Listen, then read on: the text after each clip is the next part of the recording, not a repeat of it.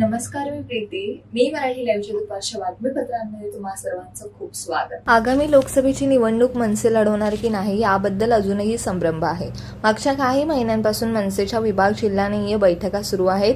येत्या 3-4 दिवसात मी लोकसभा निवडणूक लढवण्यासंदर्भात भूमिका स्पष्ट करेन असं राज ठाकरे यांनी म्हटलं आहे. जनाधार, कार्यकर्ते, आर्थिक ताकद यांचा विचार केल्यास मनसेच्या कुठल्याही उमेदवाराच्या विजयाची खात्री देता येत नाही.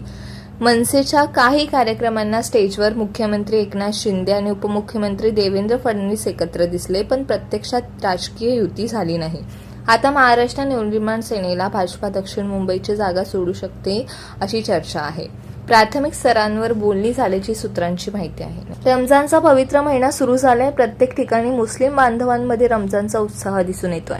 या दरम्यान महाराष्ट्रात शिवसेना उद्धव ठाकरे गटाने रमजानच्या धार्मिक कार्यक्रमांसाठी सिंगल विंडो सिस्टमची मागणी केली आहे. लोकसभा निवडणुकीच्या तयारी दरम्यान उद्धव ठाकरे गटाचे नेते अनिल परब यांनी निवडणूक आयोगाला पत्र लिहिणार असल्याचं म्हटलं आहे.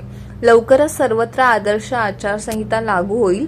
धार्मिक कार्यक्रमासाठी सिंगल विंडो सिस्टमची मागणी करण्यात आली आहे. अहमदनगर जिल्ह्यातील पारनेरचे आमदार निलेश लंके हे आज राष्ट्रवादी शरद गटात प्रवेश करतील अशी चर्चा होत आहे. आज निलेश लंके यांच्या पुस्तकांचं पुण्यात प्रकाशन होत आहे.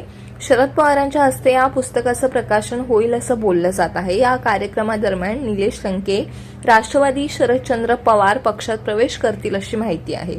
या चर्चांवर निलेश लंके यांची सविस्तर प्रतिक्रिया दिली आहे. राजकारणात काही होऊ शकतं असं निलेश लंके म्हणाले.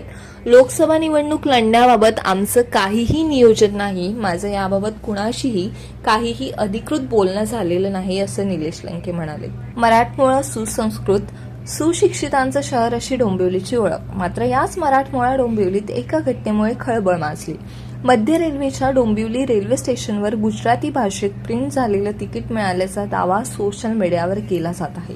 हे तिकीट डोंबिवली ते घाटकोपर या स्थानकादरम्यानचं असून 8 मार्चला ते प्रिंट झालं होतं. तिकीट प्रिंट करणाऱ्या यंत्रणांमध्ये बिघाड झाल्याने असं तिकीट मिळालं. तसंच हे तिकीट गुजराती भाषेत नसल्याचं अधिकाऱ्यांचं म्हणणं आहे. हे तिकीट आता सोशल मीडियावर वेगाने व्हायरल झालं असून त्यावरून प्रवाशांकडून वेगवेगळ्या प्रतिक्रिया उमटत आहेत.